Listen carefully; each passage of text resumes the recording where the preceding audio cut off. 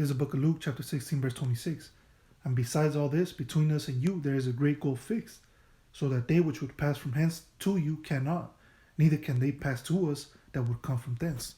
First and foremost, I would like to say, Kala Yah Bashem Yoshai, Bashem Kakodash, the ones to the apostles and elders, great Nelson, Ruel. Peace, blessings, salutations to the whole fellowship, all you brothers out there pushing the word in truth and sincerity. Shalom, tell you brothers, stay strong, pushing the quick lesson.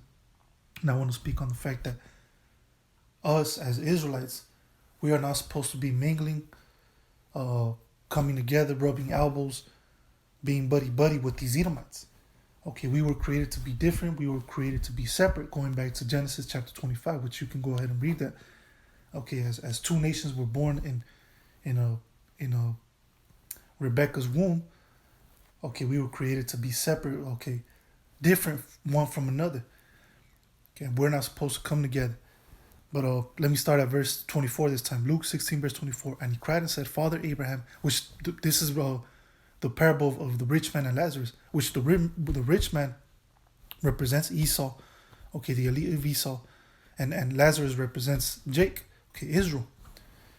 And it says, and he cried and said, Father Abraham, have mercy on me, and send Lazarus that he may dip the tip of his finger in water and cool my tongue, for I am tormented in this flame. Now, in this situation, when you read above, you know, the rich man, he had it all good. He was living lavish. He was of course rich. He had all the power. He was calling the shots. And Lazarus, on the other hand, which represents the nation of Israel, we were poor, or we're still poor. We're going through all this hell. We're catching hell. We're being oppressed. We were put in captivity. We have to obey the laws of Esau. Okay, we're underneath him pretty much. Okay, and it says that he may dip the tip of his finger in water and cool my tongue, for I am tormented in this flame. So in this time, now the rich man is at the bottom and Lazarus is on the top. Okay, the rich man is being oppressed. He's catching hell. He's being tormented. And Lazarus, on the other hand, he became rich. He's powerful. He calls all the shots now. Okay, verse 25. But Abraham said, Son, remember that thou in thy lifetime receivest thy good things, and likewise Lazarus evil things. But now he's comforted, and thou art tormented. Exactly. There's going to be a changing of the guard. There's going to be a changing of the world. Esau's the end of the world. Jacob is the beginning of it that followeth. Okay, so we are completely different. We're not supposed to come together with these people, man. Okay, Esau's on the downfall, man. Esau's going down. His bitch he's done. So you should want to come up. You should want to be the next kings, the next rulers in righteousness. You should want that. But of course, 2/3 of our people, they don't want that, man. Because not only that, they actually want to save Esau. They'll take a bullet for this piece of shit. Okay, but going to verse 26, and besides all this, between us and you, there is a great gulf fixed. Exactly, man. Because we are two completely different people, man. Okay, one is righteous, the other is wicked. One is good, the other is evil. What else? One is stronger, one is weaker. Okay, and then, one represents the right hand side, the other represents the left hand side. So we are completely two different individuals, man. We are not the same. It says, so they that which would pass from hence to you cannot, neither can they pass to us that would come from thence. Exactly, man. We're not supposed to come together. And this is what's coming in the kingdom of heaven. In the kingdom, we're going to know who the fuck we are. We're going to know who these Edomites are. And even the 2/3, when they come back in their right mind, back in the reincarnation, as our children, man, they're going to be pissed at themselves. Okay, they're going to be angry at themselves. They're going to be like, fuck, I can't believe I was giving this devil passes. I gave this Edomite a pass. I wanted to save him. I wanted to be cool with them. I wanted to rub elbows with them. I made them my friends. But in the kingdom, they're going to realize, like, damn, this Edomite, he's nothing but the fucking devil.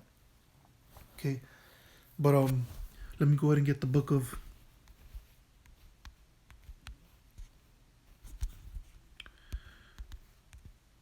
There's a book of Proverbs, chapter 11, verse 21, and it says, though hand join in hand, the wicked shall not be unpunished. Exactly. So a lot of our people, they want to hold hands with these Edomites.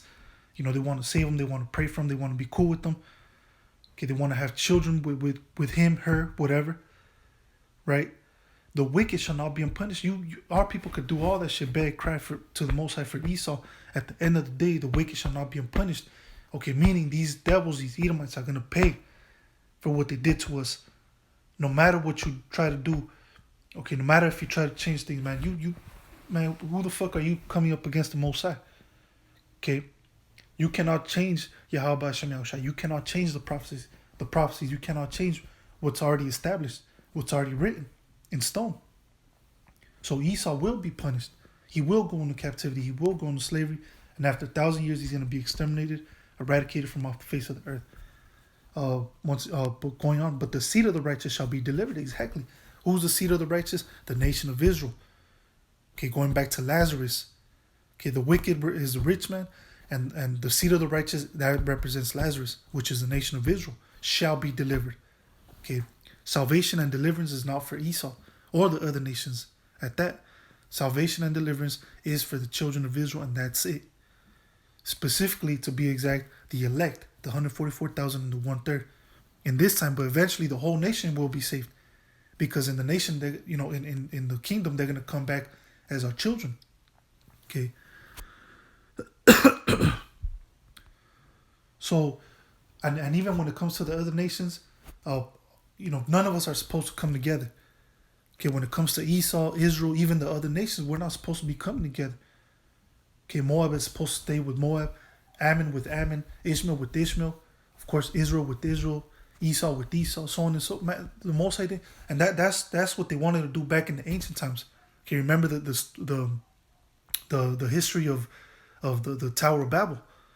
Okay, they actually wanted to come together, one language, one world government. Keep the same religion, so to speak, believe the same things. So this is the same thing that Esau wants to do today. Like the scripture says, there is nothing new under the sun. This new world order is not a new thing. This has been trying to be established for thousands of years, man. Okay, as a matter of fact, let me go ahead and get the book of Genesis chapter 11. Okay, this is the book of Genesis chapter 11 I'll start at verse 1. And also America represents that day. That's why America is known as Babylon.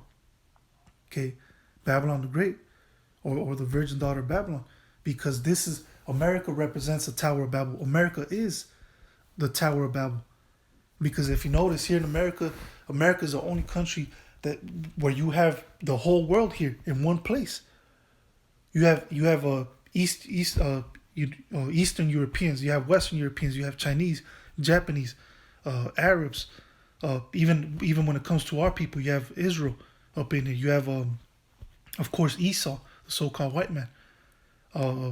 You have Polynesians, Samoan. You have the whole world here in one place, America, and they all speak the same language, which is English in this time. Okay, English, and you're supposed to obey one government, which is the American government. Pretty much you're supposed to be one and the same, even though we're different, and we were created to be different. We were created to be separate, not to come together. Here in America, you're pretty much the same, or that's what they want to teach you, or that's what they want to condition you to believe in, that we're all the same. We should all speak the same language. Even though we come from different parts of the world, even though we're different nations. So America represents the Tower of Babel in this time, which is why America is known as Babylon.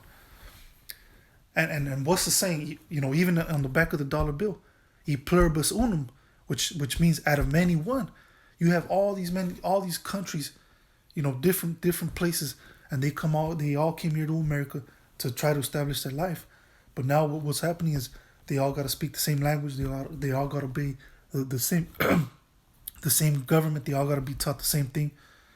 Okay, so going back to the saying, "E pluribus unum," out of many one. And this is the philosophy that America is trying to instill and push to the rest of the world, is to be one world. Okay, a one world government, a new world order. Okay, for for the whole planet to have one economy, have one language, have one belief, okay, one religion, and obey one government. Okay, that's what Esau wants.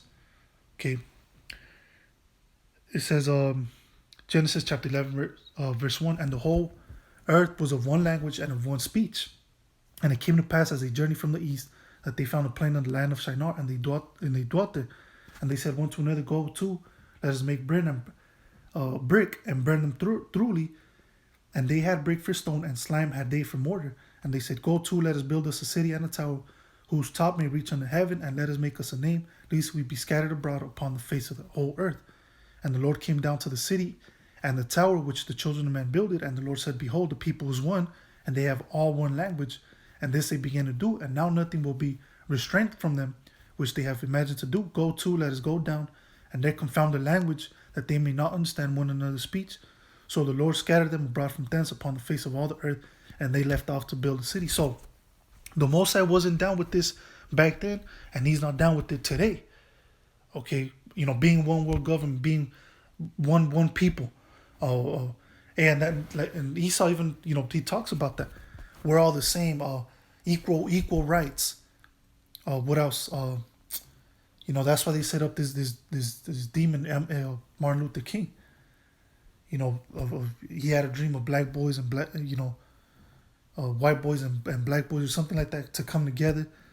So that's the agenda that they've always been pushing. Okay, to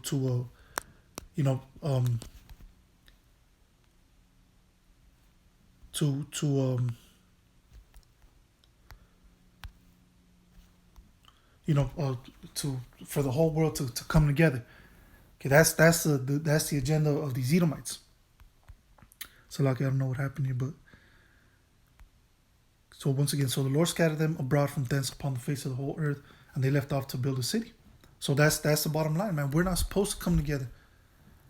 Okay, we're not supposed to hold hands with these people, man. Even the other nations, and even Michael Jackson made that song with other famous people. We are the world. We are the children.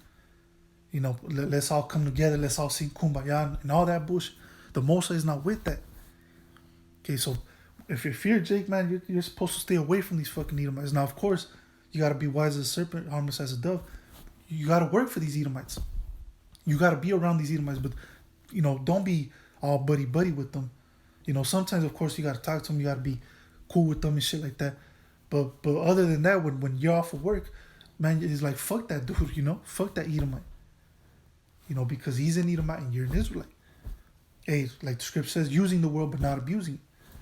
But anyways, with that, I'm going to say shalom. Till the next time, Lord willing, I say shalom.